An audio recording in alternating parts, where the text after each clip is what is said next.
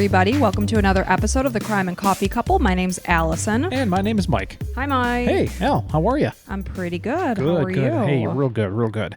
How's your week been going here? It's been typical, I'd say. Oh, I want to say real quick, we are a weekly true crime podcast, in case you didn't know that already.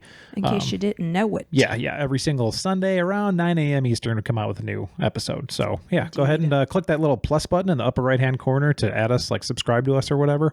And we haven't said this in a while, but if you've heard us like 3 times and you kind of like what you're hearing, then it's time to put out. I think kind of like when you're dating someone, it's like the third date. Okay, time to get down to business. Or right? you would think it might be around that time because nobody should ever do anything they don't want to do. At that point, if you don't know, it's like, all right, well, maybe we should break up. You know, which is totally fine. Go find somebody else. That's no problem. There are a lot of fish in the sea. But it's time to go ahead and write a review if you'd like. So go ahead. We appreciate it very much. Right? Exactly. So anyways. How was your week? My week is fine. Totally fine. You know, I work from home, so I see this room that we're in right now a lot. So it's really nice for me to be back in here when I spend, 40 hours a week in here every single day. Well, that's why I had to put the skull wallpaper up, change it up. So maybe like every 6 months I'll redo it. Yeah, and it's cool when I'm talking to clients and they're like, is that skull wallpaper you have up? And I'm like, well, yeah, actually it is. So if you don't order it, then... It's unexpected. Right, and which is cool. It's a talking point, and that's fine. So that's good. So we were talking about how we've just recently been watching some new shows. If you have Apple TV, my coworker has been suggesting all these great shows to me, and I finished Bad Sisters last week. Fantastic. So if you have it, I highly suggest that one. It takes place in Ireland, which I now want to go to desperately.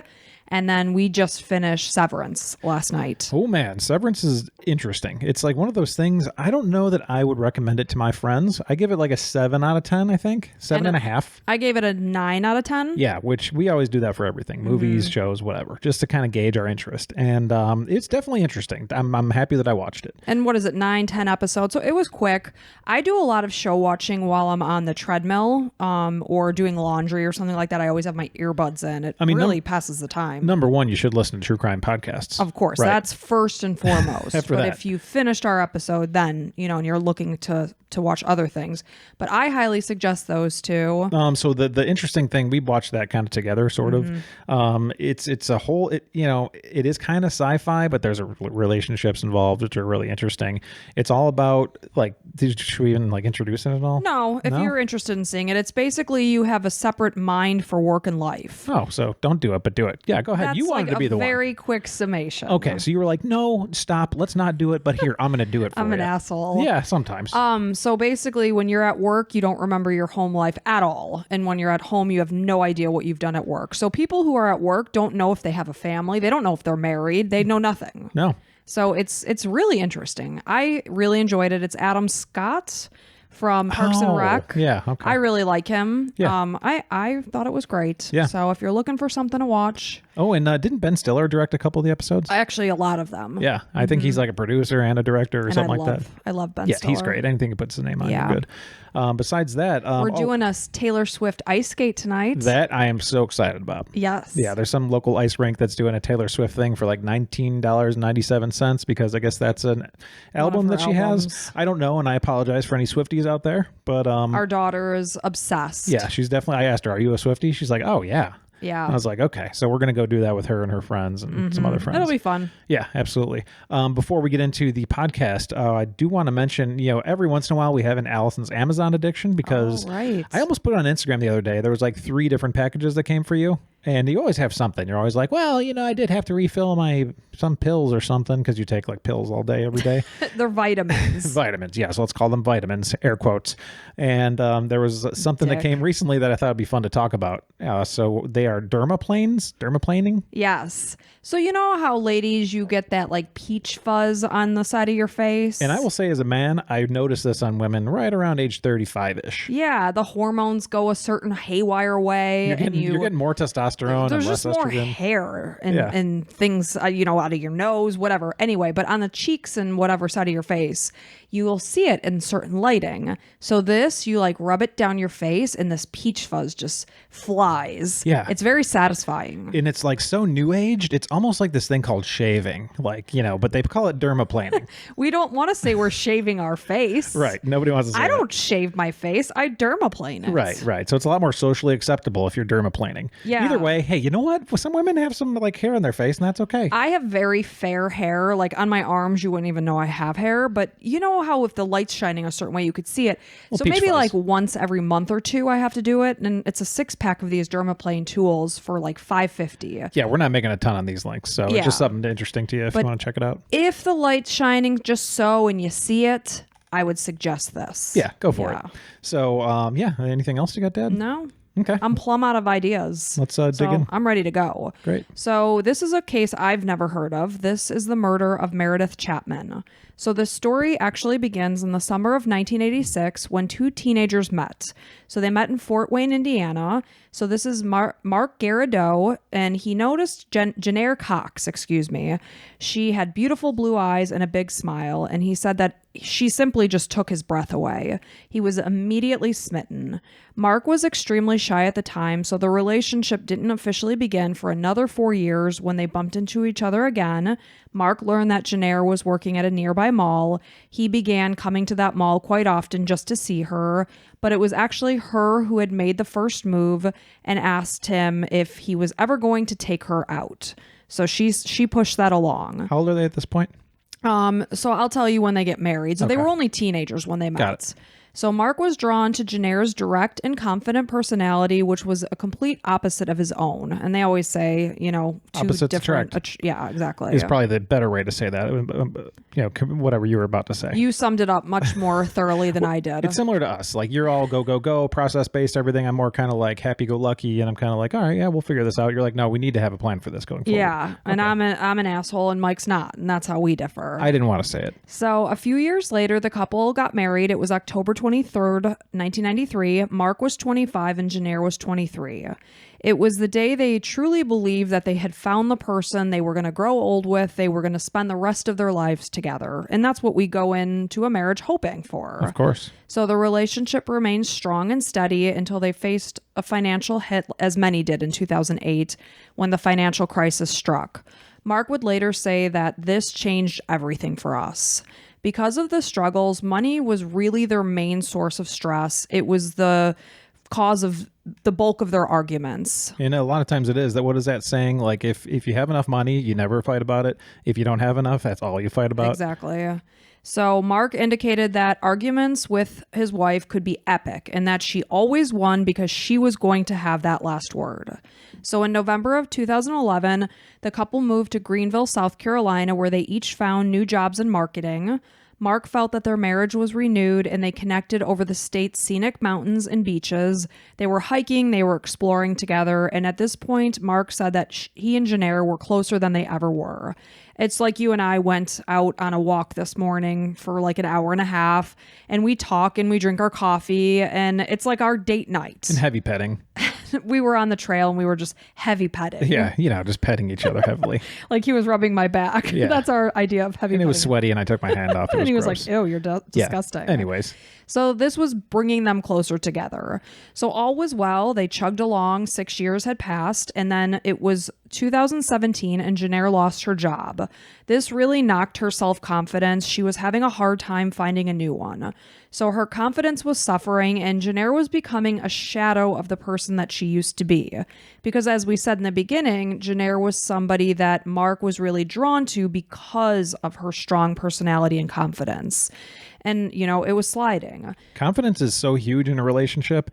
As a guy who's probably like a 5 out of 10 on the look scale, having confidence and being funny are like two things that can get you in front of girls or guys or whatever you're into, just, way easier and faster. People just like this air of confidence and humor that, the more confident you are, usually the funnier you are. Yeah. And it's just one of those things. And when you get with somebody because they're confident, because they're outgoing, and then all of a sudden they're not, you can start questioning things. And obviously when you marry somebody, there's going to be peaks and valleys, and you hopefully will survive those valleys because people struggle, and you have to hopefully help bring up their confidence and bring them through it. Right. So they were struggling at this point, and they decided to figure out a way to just kind of turn over a new leaf.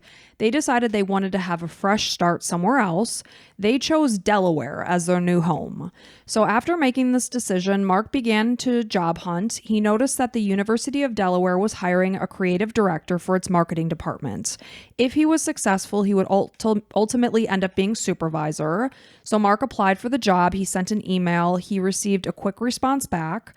Mark was contacted by a then 32-year-old Meredith Chapman, who was 15 years his junior, and if he was hired, this would be his boss. So Meredith was born Meredith Sullivan on January 31st, 1985. Despite her young age at this point, she was exceptionally successful. I was reading all of her accomplishments and truly felt pretty low about myself. I'm like, I've done nothing. I have literally done nothing in life. This girl was something else. So at this point in time, she was working as a senior director for marketing at the University of Delaware. She grew up in Pennsylvania. She graduated from the University of Delaware with her bachelor's degree in communication. Then she went on to do her master's degree in education. She was also a cheerleader at the university. She later coached cheerleading at various high schools, Newark High School, Avon Grove High School. She was also a cheerleading coach for the Middleton Nitros. She started her career as a reporter. She produced for WHYY-TV, and in between, she spent 2 years as a communication manager for the then U.S. Representative Mike Castle. He later said that Meredith was really one of the major reasons why he was elected. He said that she was so full of fresh ideas. She loved her state of Delaware that she was living in at the time. In 2010, Meredith started her dream job as senior news editor at UD. She worked her way up to senior director for marketing. This is where she was in the position when Mark was applying for the job. So at this point, she was overseeing more than 20 employees. She led the university's advertising and social media brand. Excuse me. So Meredith was married to Luke. He was a former Newark City councilman. The couple got married in 2009. They lived in Fairfield Crest with their dog, Indy. And in the midst of working for UD, Meredith ran for state senate in Delaware in 2016. When she lost the election, she just used it as a teaching point. So everyone that knew her said she accepted her loss with grace. And she reflected back on the importance of taking risks and pursuing our passions, no matter what the odds. So those that knew Meredith described her as someone with boundless energy and motivation. She's the type of person who was coming back from a 5-mile run as everyone else in the house is just starting to wake up. Someone who could accomplish more in one day than most could in a week. It does sound like you, just so you know. Well, I mean, maybe so, but I can definitely accomplish a lot when I set my mind to it, but this girl really hit the pavement running. Yeah, I mean, for sure. It was impressive. So when she believed in something, she was all in. So Meredith invited Mark in for an interview. During their conversation, Mark was immediately captivated by not only her beauty, but also her brilliance. He said, "When I sat across the desk from her, within 5 minutes, I didn't say it out loud, but he thought in his head, I have got to work for this person." He was dumbfounded by how articulate, energetic, and passionate she was about her job and how accomplished she was at such a young age. So Meredith must have been equally as impressed with Mark because she quickly offered him a job and he accepted. So in November of 2017, Mark relocated to Wilmington, Delaware. In the meantime, Jennair stayed back in South Carolina to tie up loose ends. That's kind of how we were when we moved from Illinois to Florida. You came months after me because you were selling our townhouse and all that good stuff. And I moved the whole entire house by myself with a couple friends. And most of the stuff that I put into the truck got destroyed. So it's a disaster. I think even a couch we still have here today has a big hole in it. But we have it against a wall so you can't see it. So again, Mike packed up the truck. So the day it arrived in Florida, I literally cried. I cried hysterically. Everything we owned was damaged. Hey, just like Meredith said, you only learn from mistakes, right? You learn from your failures. Everything. And now we're good. Tables scratched to High Holy House. All of our couches were ragged. Okay, let's get back, please. Nightmare. So if you have a husband, don't let him pack up your house for you while you're states away. If you have Mike Pernecki, don't let him pack for you. Mike Pernecki. The other husbands, I'm sure, could do it fine. So Jennair is staying in South Carolina, and she was, trying to get their house rented or something like that. She's tying up all the loose ends. So in the meantime, now he's in Delaware without her. He is focusing on his career. He's spending a lot of time with Meredith. Sure. We all know where this is kind of going. Yep. So he was able to really get to know Meredith, and despite their 15-year age difference, they seem to have a lot in common. One day, she asked Mark out for a drink. So they sat and had a drink, and Mark found out that Meredith was just so easy to talk to. He spoke with her about all different things, about how he lost his parents as well as one of his brothers. He also discussed his marriage to Jennair. He wasn't saying anything really negative at this point. They were just talking. Not long after, Mark and Meredith met for dinner.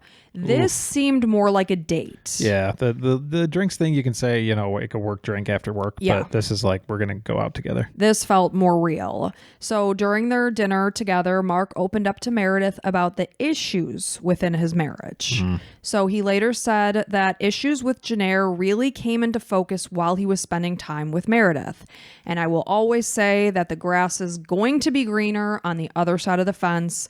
And when you get over that fence and really settle in and plant your roots, the grass will also show the brown spots. Lots of piss stains. Lots of piss stains start coming out. Either side, yeah. Anytime you get through that honeymoon phase with somebody, you start to see the toothpaste on the bathroom counter and they didn't wipe that or whatever. So it always kind of pisses me off when I hear like, oh, my wife, she's such a freaking, I'm sorry, pardon my French, I get worked up, a nag, and this person's not. It's like, because you don't know them yet. Right. So that bugs me. So, he's seeing all the good things about Meredith, which is focusing on the not so good things that he's seeing within his wife. So Meredith is frequently paying him compliments, telling him how good he was at his job, what a wonderful man he was. He felt that he had not heard such words come from his wife's mouth. He was happy with the attention that he was receiving. That just made an impression on me, he said.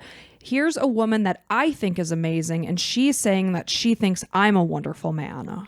And one thing I do want to point out is there's different love languages for everyone. We've brought this up before, but you probably haven't listened to every single episode. Definitely find out what your love language is along with what I know it sounds phooey and granola-y, but it's 100%. Yeah, but it's 100% useful because your love language are acts of service. Yes. So if I do things around the house and then, you'll notice that, and that's the way of me telling you I love you. Whereas for me, mine's are words of affirmation. So if you're telling me you're proud of me or I'm doing a good job, working hard, like you said something nice this week, and that really meant a lot to me. So, there's different things like this guy's, one of his love languages is a words of affirmation, obviously. He's getting it from this person right now. Yes. And it's not only important to know your love languages, but communicate that with your partner, because then they can recognize, oh, you know what? I'm stuck in this rat race of life. I'm going through the motions. I'm not really giving them enough compliments. And sometimes I have to do that myself. I'm like, shoot, I haven't paid Mike a compliment. Because that's not your love language. I tell you stuff all the time, but it kind of falls on deaf ears. No, you probably appreciate it, but not as much as I would if I got told the same thing. So that's where, I know, I don't care if you do anything for me as long as you tell me I'm doing a good job. Right. Give me an attaboy. Whereas, that's why you probably don't say it as much, because it's more about what you do. Like, you do tons of stuff for me, but I might not notice it because I don't care, Yeah. So words are weak to me. Right. Yeah. Show me how you love me. Don't tell me how you love me. Tell me, don't show me. And then we'll put a link to love language. It is interesting. And it's kind of fun to do. It's a talking point between you and your partner. And you guys can see how different you are. And it's one of those things like, that's interesting. Okay. Clock it away and use it for... I didn't even know words were important to me until I did this. Yeah, so it's cool. So 4 weeks after Mark and Meredith met, they shared their first kiss. So that's having that first kiss is you can't compare that to kissing your own wife or husband. There's always those butterflies, and it's just like, oh my God, are we really doing this? You're getting away with it. Not that I've ever done it, but I mean, But again, we go back to the thing that anytime something is new, you have the sparks, you have the butterflies. To me, there's nothing like a long-term relationship when you're all in. I gave birth in front of you. You saw everything. I've seen you dermaplane your face. You saw the hair flying from the cheeks of my face. It's one of those things. I'm way more into that. Don't get me wrong. Excitement is really cool. And I read books or like watch, what was that? 50 Shades of Grey. It's like, oh, whatever. That's exciting. But I would much rather come back to where my back is. You've got my back. Supported. Yeah. Exactly. So obviously this is exciting for them. So as excited as Mark was, he also felt immediately awful for betraying his wife. He claims to have told Meredith that whatever was about to happen, it couldn't because he cared too much for his wife. At the same time, he was unable to deny the feelings that he was having for Meredith, who also had opened up and said that of the 9 years she had been married, the last 3 had basically just been a show.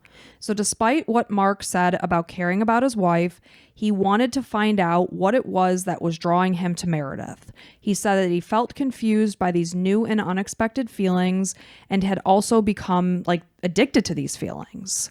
So he said that meeting Meredith made him realize that life could be different. And he admitted that he had been married to Jennair about 24 years at this point. They were going through the motions, and you do get locked into that day to day, doing the same thing.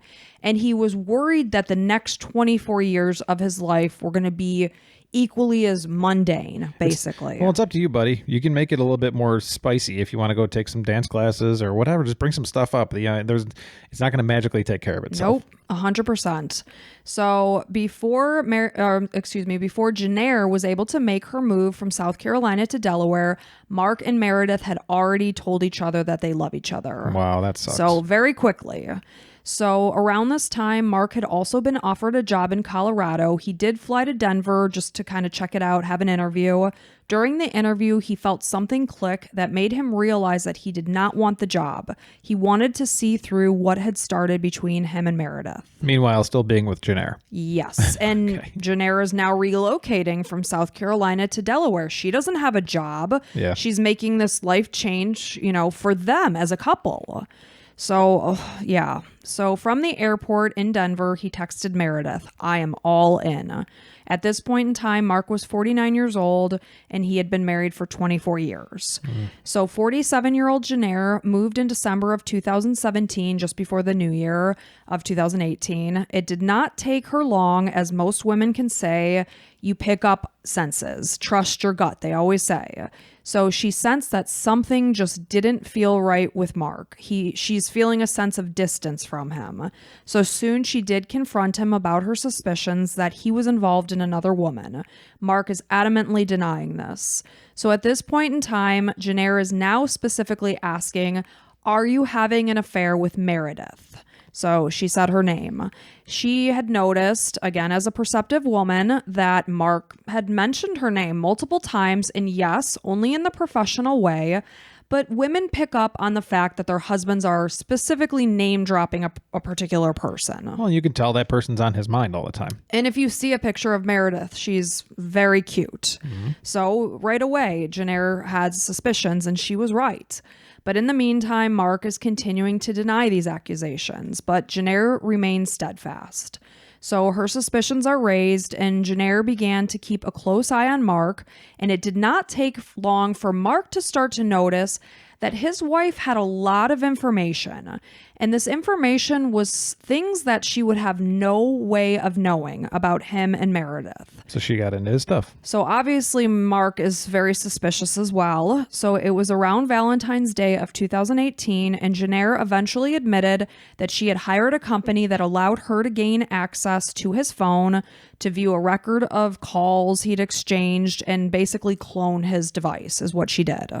So realizing that he was caught, he can no longer deny, it's in black and white. Yeah, I mean, you can be pissed off about that, but in the meantime, you are caught. Right. So he finally did admit it, and he also admitted that he had fallen in love with Meredith, and I'm sure it was clear to see on the device that they were exchanging I love yous. Yeah, there's probably I love yous, plenty of pictures of different things, interactions of maybe descriptions, and a lot of stuff she didn't want to see.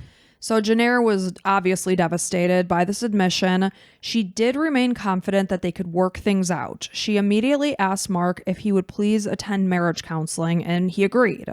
On the day of their second session, Mark put his jacket on, and he felt something in the lining. He initially thought there was still an anti-theft device on his jacket, so he looked further, And on closer inspection, he actually had to cut the lining of his jacket open to see what it was. And there he found a recording device. So Mark was furious. So he confronted Jennair, who simply explained that she just wanted to know the extent of his relationship with Meredith and wanted to overhear any potential future plans that they were making. Oof. Yeah, probably not a good move. I mean, you can't, I don't know what I would do in that situation, but yeah, I can't you already say. caught him. I don't know. She also said that she had spoken to the university as well as Meredith's husband about their affair. At this point, what was left of his relationship with Jennair quickly dissolved and crumbled, and he eventually told her that he would be filing for divorce in May when he met Delaware's residency requirements and could move out of their shared home. In the meantime, Meredith's professional career was quickly accelerating, and she was actually offered a new position as Assistant Vice President for Marketing and Creative Services at Villanova University in her home state of Pennsylvania. So during this time, she was also in the process of divorcing her husband in order to pursue a new relationship with Mark. She was relocating to Radnor Township, Pennsylvania. In the meantime, Mark had also left his job at UD in early April of 2018 and began looking for a new place to live. So they're basically taking the steps to become a couple themselves together. So as Mark and Meredith's relationship continued to grow, Jennair began to meet with a divorce coach named Sheila Brennan, where she spoke about the anger and resentment that she held from being basically tossed away and traded in for a younger woman. Sheila indicated that her client had also fear of being left financially drained since Jennair had found a new job she had not found a new job since relocating to Delaware. She'd been out of work for about a year at this point. So she is scared, not only is she losing the person that she assumed would be the love of her life forever, but she's also like, crap, I don't have a job. What am I going to do? That had to have been terrifying. Absolutely. So the stress began to take a toll on Jennair's mental health, and she began to act erratically. At one point, Mark claimed that she even threatened to jump out of a window. Mark encouraged Jennair to seek a psychiatrist's help as well as support from family and friends, and she did. And as she took this advice, she seemed to become more accepting of their impending divorce. It was Mark's belief and impression at this point in time that she was acting herself. She was starting to begin to, be her typical self. Go to the next stage of whatever grief it is. Or, yeah. So in the weeks before Mark planned to move out, Jennair brought him a list of requests, and Mark felt that he had gotten through the worst of what they were going to go through and that Jennair was coping better with the situation. So on Jennair's list, she requested that they do things together. She wanted to go on hikes. She wanted to have dinner. She generally just wanted to spend more time together before he moved out. With Mark? With Mark. I mean, this is over, so that's probably not going to be good. I imagine Jennair wants to try to work to get things back together, but hopefully he didn't do it. Maybe he did because he wanted to just kind of keep some stuff together before he moved out finally. So really what happened was that Mark was deciding to appease Jennair and keep the peace. And in the meantime, she was desperately clinging to the hope that he would take her back. Of course, that's the only reason. And at the same time, he's trying to play a game and he probably likes to be, wanted by her still and just wants to kind of hold it over her. Maybe. So Mark said, "It was odd, but I'm trying to land this thing so that she's in a good place. If this is what she needed, then I was going to do that." So as they spent time together, Mark believed that he was helping Jennair to gain closure of their relationship. Ugh, you're not. I mean, it's kind of easy to see. It's just kind of stringing her along. It's confusing. I mean, if you would literally talk to anybody else, they'd be like, probably not a good idea, buddy. But hey, hindsight's 20/20. So Jennair began posting on the Nextdoor app, asking for recommendations, and what she had written was an excellent, in all caps, marriage counselor for a couple that's on the brink of divorce. She went on to write, "We will need someone who is very educated and experienced dealing with couples issues, including infidelity, depression, traumatic experiences, child-parent dynamics, being accountable for actions, etc." I'd read that on Nextdoor and be like, "Ooh, good luck with that one, sister." Yeah. I don't think this is going to help. So on the night of Monday, April 23rd, 2018, Mark and Jennair had made plans to meet for dinner as part of her request to spend more time together. So Mark is at the restaurant. He's waiting for Jennair to arrive. And in a series of texts, she explained that she was running late. She had made a wrong turn. Eventually, she sent another message that indicated that he should just go home since she wasn't going to make it. Only minutes later, as Mark was preparing to leave, Jennair sent another text with a picture of an empty trash bag with a condom in the middle, followed by another in which Jennair said, "You ruined my life." At this point, it is dawning on Mark in horror that Jennair was sifting through the trash can outside of the house that Meredith had only been living in for about a week because she was starting her new job at Villanova University. So Jennair sent another 2 texts that said, "I hope you never find happiness," and "Bye, Mark." So Mark began to frantically call and text Meredith, fearing that his wife was capable, not knowing, I should say, what his wife was capable of. So all forms of communication that he was trying desperately to reach Meredith were going unanswered. So in the meantime, he is rushing out of this restaurant and heading to Meredith's house. So he's not sure what he's going to potentially walk up to. He's fearing that he's going to find the two in a confrontation, but he never imagined the horrors of what he would find. When he arrived to Meredith's house, he found her laying face down and lifeless on her kitchen floor. There was a pool of blood forming around her head. Nearby, he found his wife in a similar state, also laying on the kitchen floor. What? Yes. Oh my God. Less than 2 hours before she was murdered, Meredith had posted a beaming picture of herself on Instagram at Villanova University that read, "Couldn't be more excited to be a Villanova University's new assistant vice president for marketing and creative services. Just a week on the job and I'm already feeling the love." That's absolutely horrible. And Horrible. obviously, this Jennair, she's suffered from some mental things here.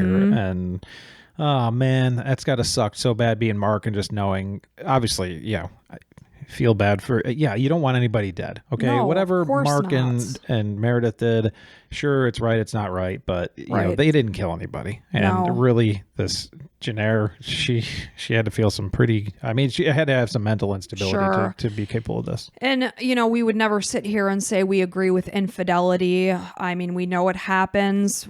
What is it? 50% or more of marriages do end. Oftentimes it is because of infidelity. I can't imagine the anger and angst a person must be feeling to know that their partner in life betrayed them in such a way. I can't imagine.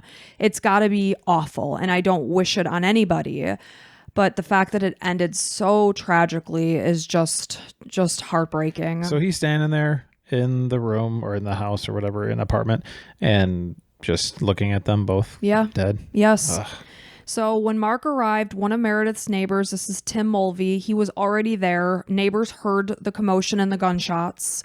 Mark told Tim to call 911, and when Police Chief Christopher Flanagan arrived, he said that Mark was standing on the driveway and seemed to be hyperventilating. Well, also, I mean, yes, this is a horrible situation to be in, but you're suspect number one. As soon as the cops come, they're like, well, we're going to put you in cuffs, just so you know. We're going to ask you some questions. We just got here, and both of the people that you're attached to are dead on the floor. So at that point, he was placed in the back of an ambulance for evaluation before he was released into police custody. Not custody per se, but to the station because he was a suspect. They wanted to question him. What was going on? What happened? So after questioning police, they found this Taurus Tracker 357 gun. I'm so bad when it comes to guns. Is that how you say it? Yeah. Okay. So they found this gun that had been used in both deaths. It was found under Jennair's body, and 2 of its 7 rounds were found missing.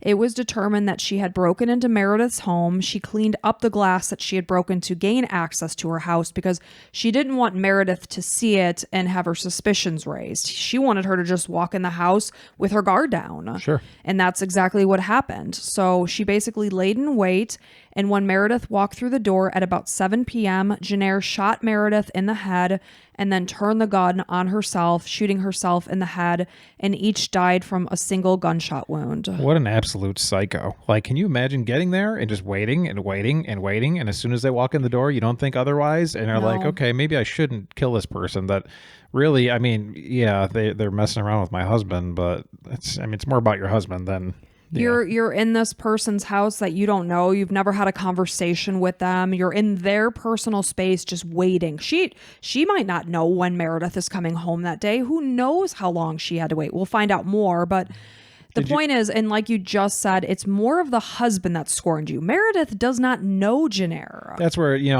I don't get where husbands that come in and see their wife cheating, like beat up the guy. It's like, I don't want you to beat up your wife either, but I mean, your wife was the one that wanted to nail this guy. Not, the guy is just, trying to get something. Right. And did Meredith know that Mark was married? Yes, of course. Sure. We think about that whole, Scandival, or what do they call that? Vanderpump in rules. Vanderpump. And, obviously people really went after Raquel or Rachel or whatever the hell you want to call her because she was Ariana's best friend. Meredith doesn't know Jennair. Sure. Again, we're not saying that makes it right, but obviously this is horrifically extreme. So did you say how she found out where she lived? Are you going to get into that? I think it was basically easy to find out because she was gaining access to her husband's phone. Oh, right. Yeah. So, but I'm going to tell you a lot of what they found. So police found a discarded bag at the scene that contained a wig and clothing that clearly did not belong to Meredith. A 911 call was placed just after 7 p.m. Police spoke with a neighbor who said they had noticed Jennair drive up between 5 and 6 p.m. She walked toward the door with a bag over her shoulder. A few seconds later, the neighbor heard sharp noises from inside the house. I don't know if this was her breaking the window to gain access. I'm not entirely sure. So basically what I'm saying is that Jennair was at the house for about close to 2 hours, just waiting for Meredith to arrive, which is very eerie. So one day after the murder-suicide, police received a tip from a person who had seen a woman wearing a wig, a trench coat, a hat, and sunglasses that was clearly scoping out Meredith's house using binoculars.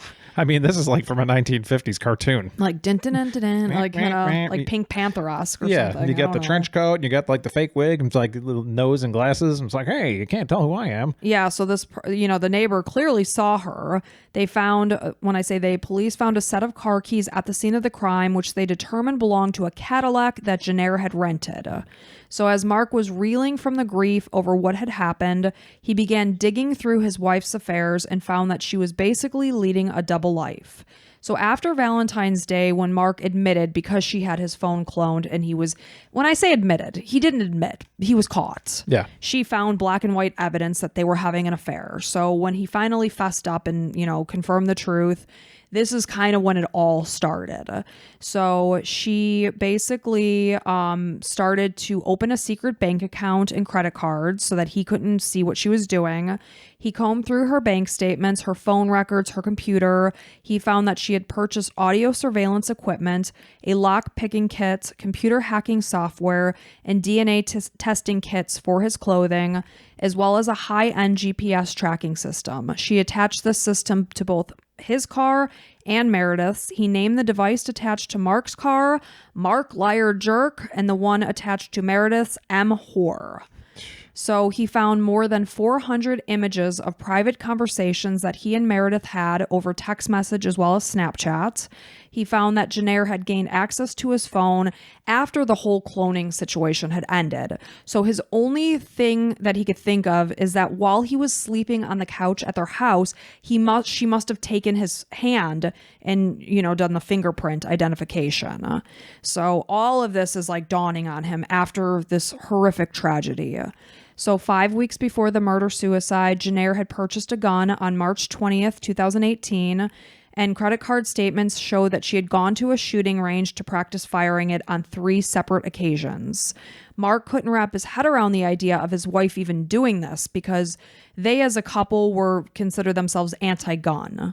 He said that he and Jennair had spoken, they must have spoken on the phone. They talked about meeting to discuss things, specifically him and Meredith's relationship. As they had this conversation, it turned out that Jennair was at the firing range. So he's like putting all the horrible pieces together of how this tragedy came to be. So the audio device he had previously found in his jacket was not, by all means, the only one that Jennair had used. I can imagine. She had a bunch of them. And what she did was that she would plant it in the jacket, not knowing what he was going to grab that next day. Just everywhere, every single thing you could possibly wear. So with these devices, he found files that contained hundreds of hours of audio that his wife not only recorded, but she also transcribed into 12 notebooks. Wow, she was spending every waking minute basically doing this. Yes. Oh. This because she wasn't working at the time, this became her career. Wow. So she was recording conversations that he even had with Jennair. So in one conversation, Jennair could be heard telling Mark, "She is living my effing life." And in one conversation I heard, Jennair was like, "I get it," almost like insinuating he was going through a midlife crisis. "You're bored with me. You're not attracted to me. You meet this younger girl and now all of a sudden she's, stoking your fire."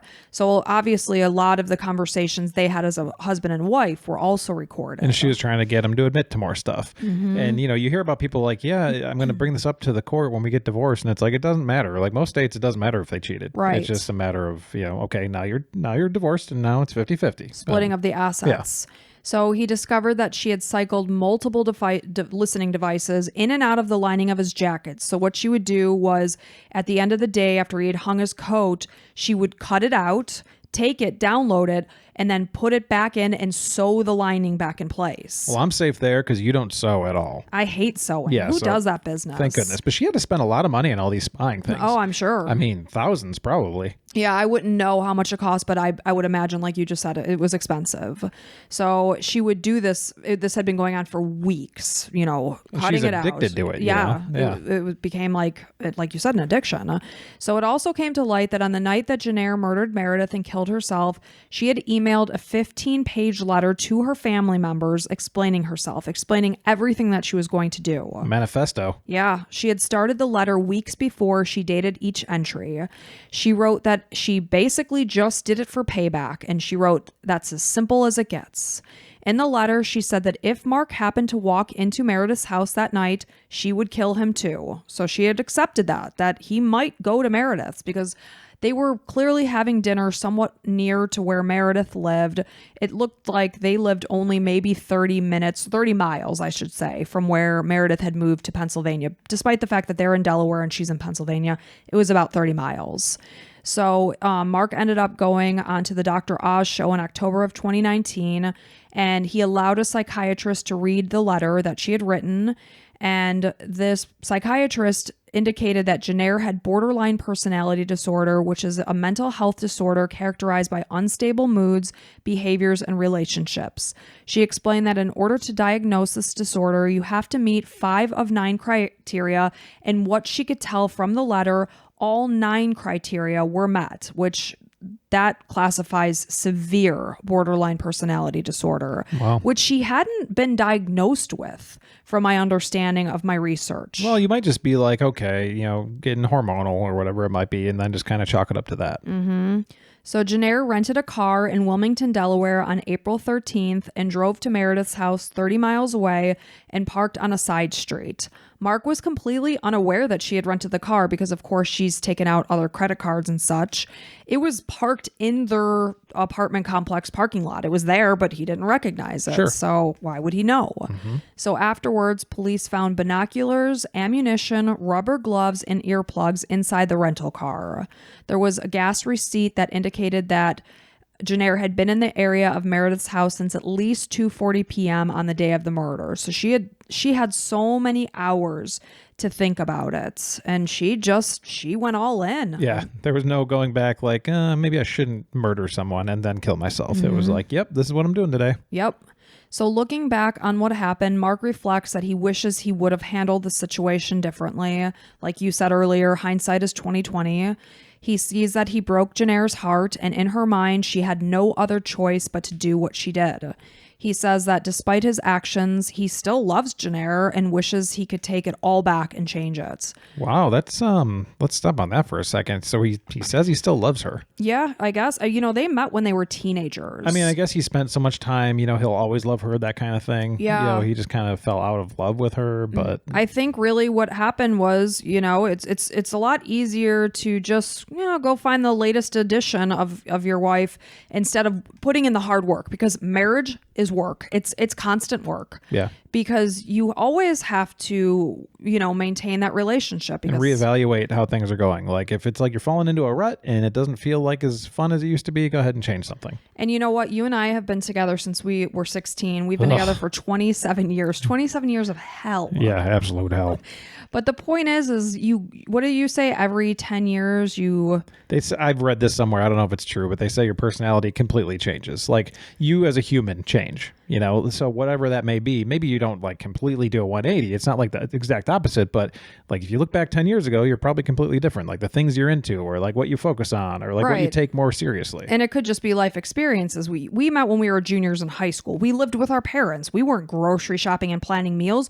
We were just going to work at a bagel shop and coming home. Our responsibilities were far less than they are now. I was making out with you and cutting my mouth on your braces. Yes, that's how far back we go. I shredded your lips on my braces. And making out in the cooler of a bagel shop. But obviously we've lived a lot of years and things have changed. We've moved states, we've moved houses, pets, had kids. Obviously we've had to grow together. That takes work. Sometimes it's easier to just go bone somebody else that's 15 years younger than you. Yeah, that is actually the easy way out. And then you just keep on doing that until you get caught. And then it's like, oh, well, you caught me. I guess I'll just go ahead and move on. That's what happened. A lot of guys do that, it seems. So, when Mark is saying that he wishes he could take it all back, I don't know if he means his relationship with Meredith per se, but maybe how it was all handled. Yeah, and like, lucky for him, he's the only one that can talk about it now. It's all his story, right? So he can say whatever he wants, whether he means it or not, and I hope he does. But yeah, and he seemed genuine. Mark has since written a book about the incident called Irreparable, which discusses, obviously what all happened, his relationship between both Jennair and Meredith, as well as depression, PTSD, and mental health. He did get knocked when people heard about this because they're like, oh, you're going to ride that cash cow of this tragedy. Well, I can't blame him. It is 100% a cash grab. However, he maintains that any royalties from the book will be donated to a charitable organization that supports suicide prevention. What about any cash advances from the book? I don't know. So, Dr. Robbie Ludwig, a psychotherapist who has studied homicide within marriages, read Jennair's letter and believes that she may have been pushed to kill Meredith and herself because losing her life and like everything that she had put together in her mind of what she foresaw for her future was something she just couldn't tolerate. In her mind, her life was pretty much over, so may as well kill herself. Not a good idea, by the way. Of course not. Again, we've been through it before recently, unfortunately, and if you're thinking of taking your own life, that's not the way out. Of course it's not. But, she was privy to a lot more than many people are when they realize that, they've been cheated on. She had all these recordings, hundreds and hundreds of hours of pure conversation between Mark and his mistress. So she was privy to their relationship. She heard it all. And like one of the things I hear about all the time is when people are like, they catch somebody cheating and they're like, just tell me one thing. Did you blah, blah, blah on this date? And it's like, I wouldn't want to know that because then you'd have to picture them. Like, did you guys make love in our bed? And then they're like, yes. And it's like, now you got to picture that your whole life. I would want to know every single detail. Why? Because I think the things I think in my head would be far worse than the actual truth. I would want to know it all. Probably not. I would make you tell me. If you caught me, it would probably be all true. Yeah. So, again, she heard all these recordings and this likely triggered rage within her. And what she had done was clearly to make Mark suffer. And she did say that this was payback. She said that's why she did what she did. So Meredith's sudden and tragic death stunned those that knew her, both professionally and personally. I can't tell you how much I read online about people just raving over this girl. It was unbelievable. I was just wondering, like, how are her friends and family? Because obviously this girl touched a lot of lives, very successful, like helped a lot of people out, it seemed, as far as professionally. And personally. Like, for instance, one person spoke out and said that after a long day of work, Meredith had driven an hour to go to her grandmother's viewing after her grandmother had passed away. That in itself was really touching for her friend. But they were talking about, oh gosh, we're all exhausted as a family. We don't want to go out to a restaurant. Meredith went with her husband Luke, they got all sorts of food and brought it to this person's house, took her car keys so that she could have it all set up. The family all met there. She spoke with all the grieving family members until like midnight that night. That was the type of person that she was. She went above and way beyond what was ever expected of her. Just a high achiever, very high IQ, like one of those people. In like every aspect of her life. It's one of those like, okay, you have 24 hours in a day, as do I. What the hell am I doing wrong with my life? That's who I got from her. So all that spoke out about her life described the 33-year-old, because at this point she was 33 years old when she passed away, in much the same way that she was just absolutely amazing. She was said to be a person who tried things. She invented solutions if they didn't exist. It wasn't like, oh well, moving on. No, it's like, no, we're going to make this happen. And she did. She made things happen. She did things that people did not expect of her, likely things that she didn't even have time to do, but she did them because she was a decent, vivacious, and creative soul whose death left a gaping hole in the lives of those that knew her.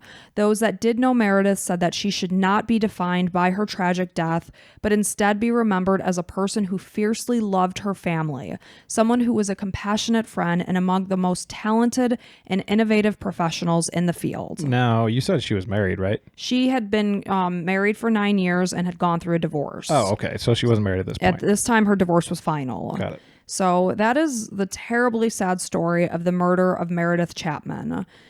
And the suicide of Jennair. And the murder-suicide. Yeah. Suicide of Jennair. So it's just a terrible story. Nobody wins.